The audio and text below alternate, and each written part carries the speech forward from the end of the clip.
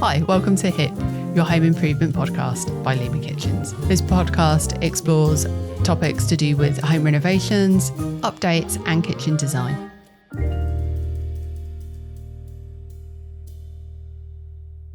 Hi, and welcome back to HIP, your home improvement podcast.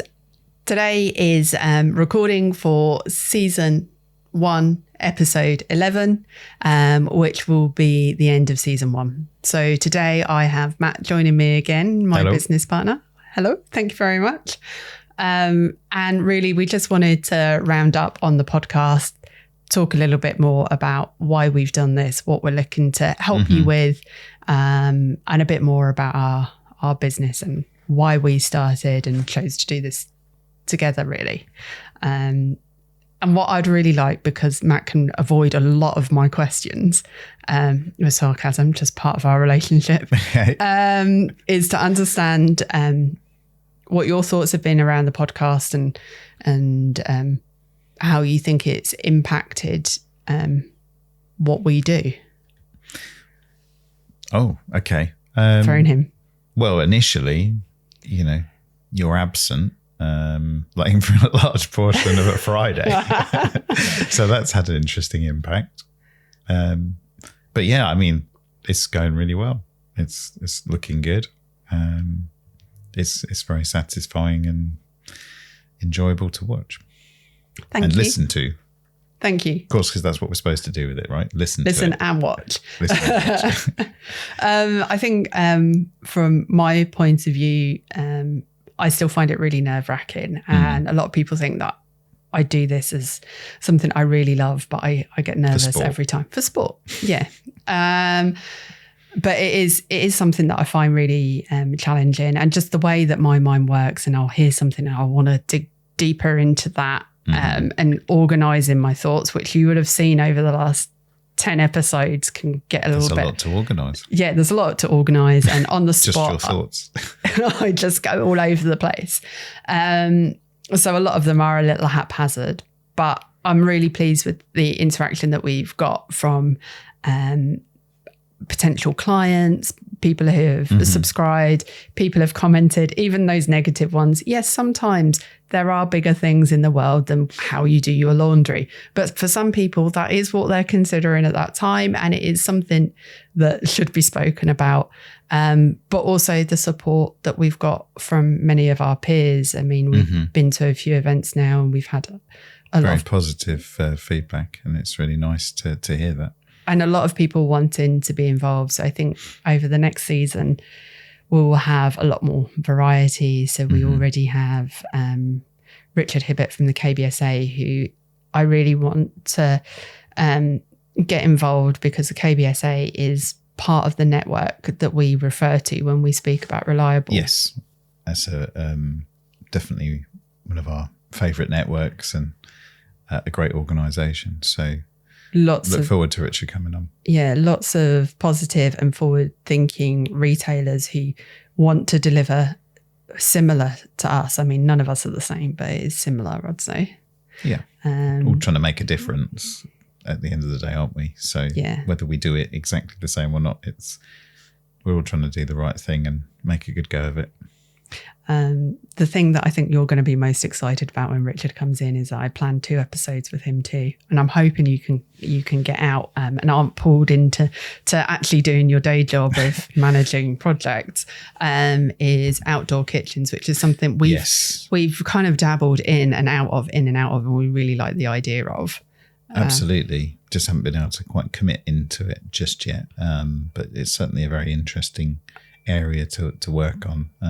I certainly would like to have an outdoor kitchen in my garden, because what's there now when we're outdoors is pretty simplistic, and you constantly find yourself going in and out of the house. But I guess the ideal scenario would be to have it all there and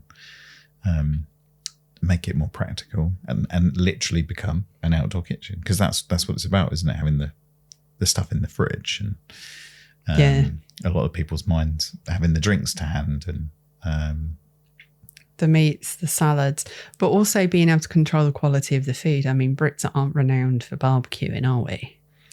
It's not a skill set that we've fully developed, but when you meet someone who has, you're like, this is how it's done. Australian brother-in-law definitely knows how to handle a barbecue. We should get him on the podcast. Yeah, not far to go.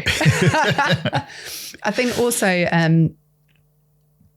one thing that I hadn't considered, which I hope I remember when Richard is here, is because he does indoor kitchens too, is the balance. If there's a difference that he's seen in balance of people looking to extend their home for more living space or retain garden to allow for more outdoor living. And I think that's another consideration and growth that might happen. So I think absolutely, especially with a lot of modern properties having smaller gardens, it's makes it a trickier balance. What do you do? How do you develop your home? Does it go more garden? Does it go more internal accommodation or kitchen space, etc.? Yeah, there's a lot of decisions. Yeah, a lot to think about and consider. And then moving on from Richard, who will be with us, we've got some lovely clients who are looking to join us, and they didn't have the smoothest of journeys with us, but it was a huge project. So I think it'll be really nice to hear what they've got to say and speak kind of candidly about their experience and the pros and the cons and the end result, because they've now lived with it. Yes, it's been over a year. Coming up to a year, yeah, that they've lived with it. So being able to hear what they think a year on as well, I think will be really good and informative for people. Yeah, they'll be great guests. So they're interesting characters. I may just sit back and let them talk. And then also people from bathrooms, so a little bit more varied guests. I'll be speaking with bathroom designers and installers. One of our most frequent builders is coming on as well, to have a chat about the process. And I think from that, it'll be really good to help people get an understanding of when they can get solid costs and understand why builders can be so difficult to pin down. I'm going to ask him some of those challenging questions as well. So yeah, that's another one to look forward to. And your guest this morning, Georgina. So I've got that to look forward to when that episode comes out. Yeah, you missed the passing. Then it would have been great for you to have to meet her, and it's really nice having spoken with her, understanding that we're seeing the same trends up and down the country as well, and that we're all moving in the same direction. And I think that I'm quite open about making sure you're finding current information. And the whole reason of starting this is that current information is often hidden, not easily accessible. But it's really nice to know that her magazine has that current information and is up to date, and that you can have the subscriptions, and you've got the website as well. And this week, everyone's going to be introduced to Kate, who previous client. Okay, yeah, previous client and storage specialist. Yes, indeed. Making it look beautiful, as she points out. So storage looking beautiful. Fantastic. And she touches on working with people's flows. So I found that so interesting. I think that's the one where everyone can see I had a million thoughts at once, and all I could say was interesting, because I needed to just formulate where we were going to go, because we went off onto such a tangent. I'm really excited to see what that is, and I think that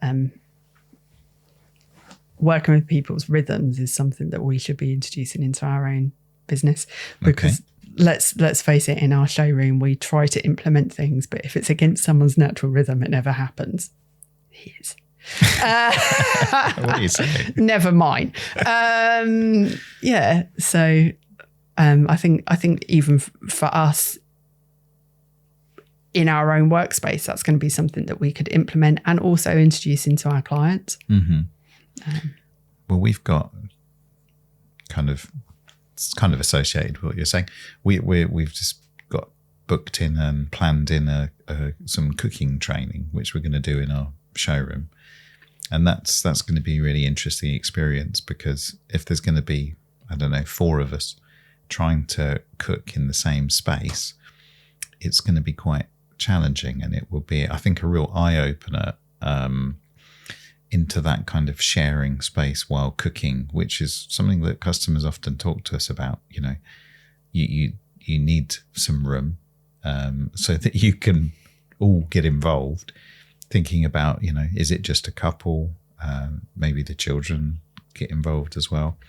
And although our designers aren't our children, it's a bit of a sort of a family kind of feel. And I think it would be really interesting to have us all trying to cook in the same space. So I'm looking forward to that dynamic. Yeah, and us not knowing each other. And then I've mentioned about multi-generational living quite a lot. And this is exactly how your household is. You know, I'm one of two. Mm-hmm. We know our rhythms. We know what each other wants. We can move around. But for you've got it easy. I've got it easy. I've got it easy. You've got your wife, your 9-year-old daughter, your 23-year-old nearly son, yeah, and your mother-in-law as well. So you're all trying to. So it's kind of 3 generations, but also sort in a way of 4. It's 4, isn't it? Because 22 come 23-year-olds tend to have their own idea about how things should be done, and they tend to be different. Mind you, so do 9-year-olds. So it's a real mixed bag. So yes, when we are in the kitchen space together, it can be quite interesting. And I think that just hearing your the stories of how everyone gets involved and the baking that you do and the meals and the types of foods that you all eat and different schedules really helps for someone who has it easy. Think about the challenges that people in different circumstances have as well. And I think sharing those experiences is really important for anyone who's trying to help improve someone's home life, which is supposed to be their safe, sanctuary, relaxed space. Well, yeah, I mean, the more experience, the better. The more we understand different people's positions, the better we can help others. I've gone off on a tangent. I can't remember. You made another point, which escapes me. Do you which remember I thought what it was? No, it's escaped me. Well, that's what tangents are about. Absolutely. Yeah, and in terms of, I'd suggested that we kind of perhaps spoke about Lima Kitchens a bit more directly. We've been going for 19 years, as you heard on the first podcast, but I always think it's really interesting how we describe the business and our situation differently. So kind of from your point of view, what are the key things that you think about on the business and describe? Who we are today, how we've evolved? A bit of both, really.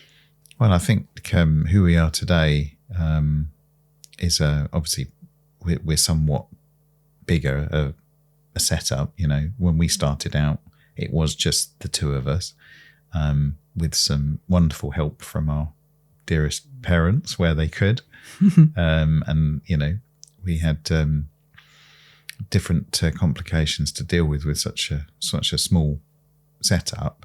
But as we've sort of grown and we've brought more people into the mix, it's become that the challenger constantly evolves, and how I sort of my role in the business has constantly developed as a result. And of course now we're looking at another team member to help sort of progress that to the next stage of our evolution.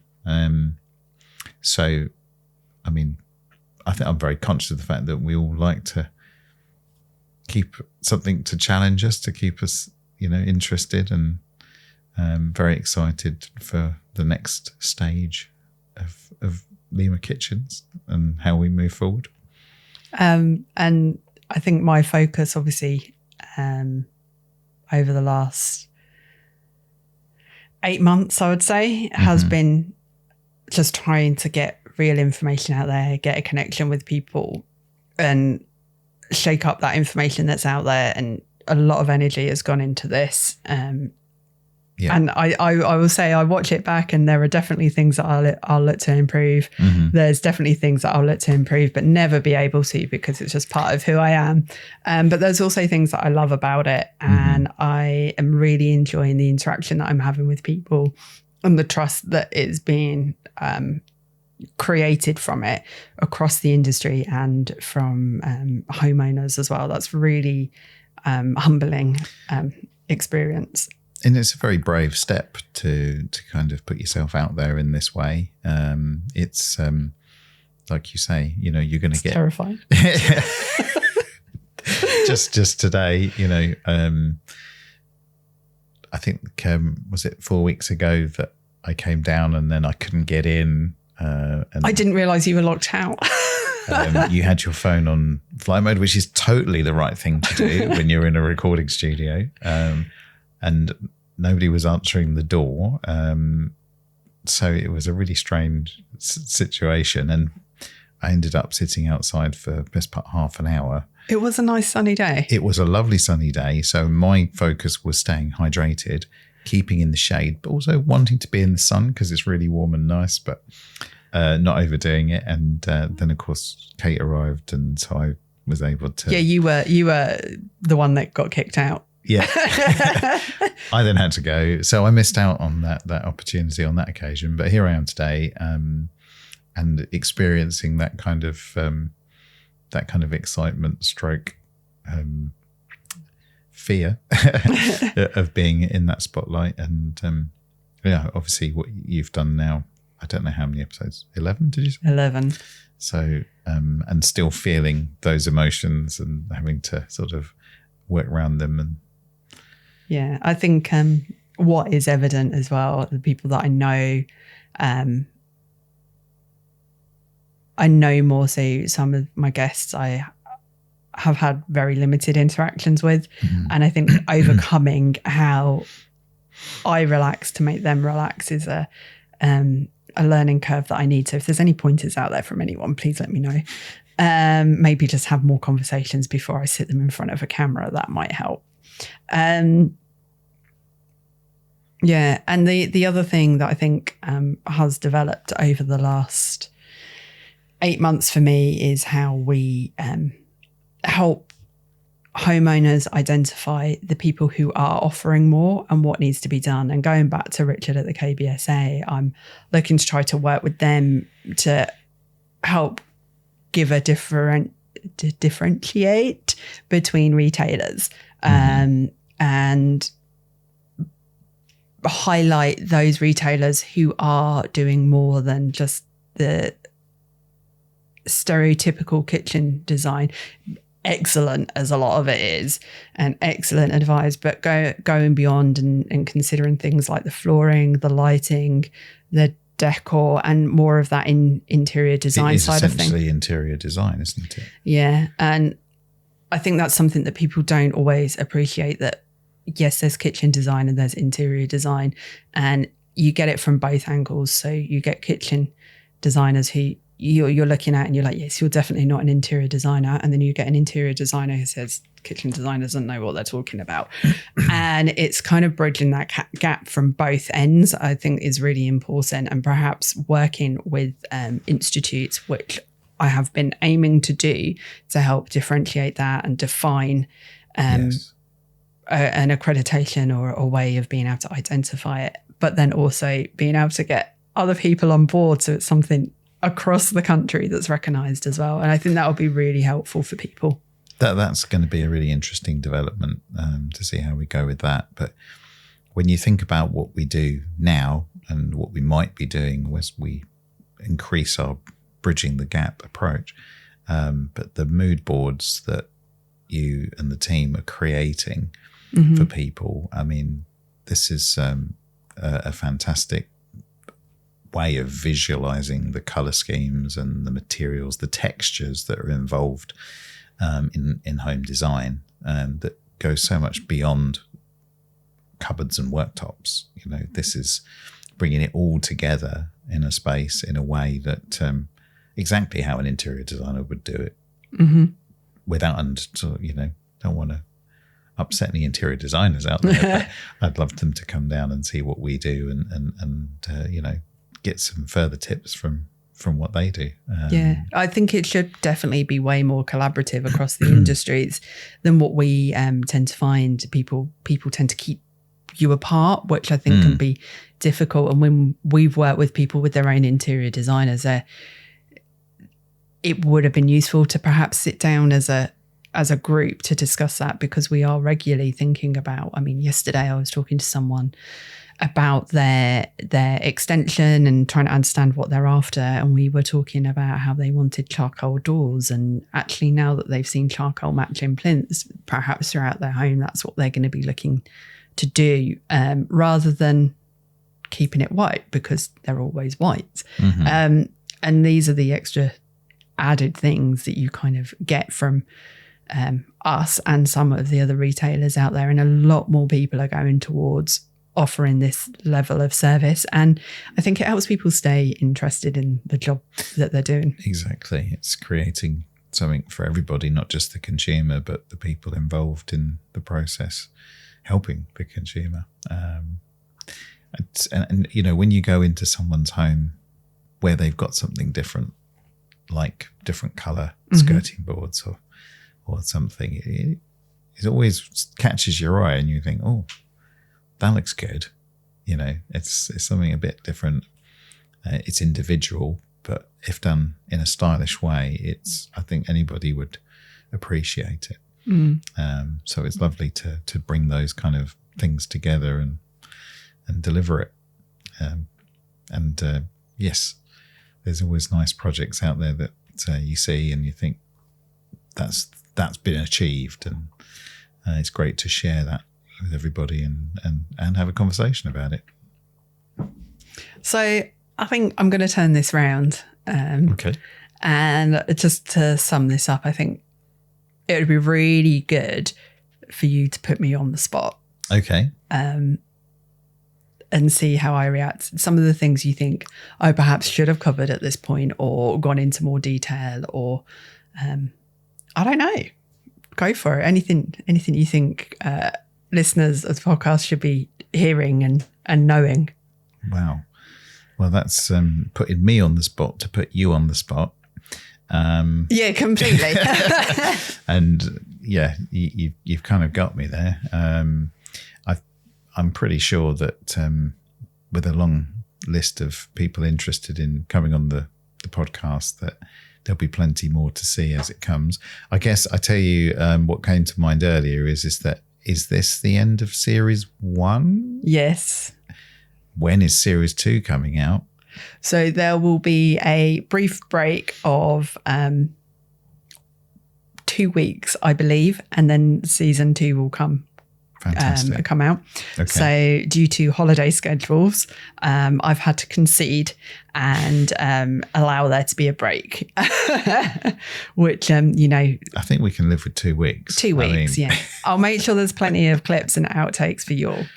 Outtakes. That's a good one. Okay. I feel like I'll be in that. Oh, there's plenty. So series 2, and will that be an equal number of episodes? Is there a theme? No, I love an odd number. Okay. Always love an odd number. So, we'll be looking at 13 for season 2. With the amount of, always been lucky for me. Good. The witches among us. So I'm looking forward to having people on and having a bit more variety. And if you want to get involved and come along to the studio and share your views and points on interior design, that would be great. Or if you want to come on as someone who has done a home renovation as well and talk about the good points, the challenges, the realities, that is also something that we are more than open to, and we'll welcome you to join us. Yeah, absolutely. Apply here. Well, thank you very much. And thank you for listening to the podcast. And I hope that you've learned something, or at least enjoyed the rambles that we've had about varying different subjects. Normally honing right back into kitchens, which is where our heart and our passion kind of really sits. Please do subscribe, share, comment, and just support and help people find more information and find us. Thank you very much. Thank you. Thank you for joining us and listening to HIP, Your Home Improvement Podcast by Lima Kitchens. We hope you enjoyed the topics we discussed today. Feel free to hit like, share and subscribe to get details on further topics we will be discussing. If you have any topics you'd like us to address and talk about directly, please feel free to send them through. We'd love to hear from you.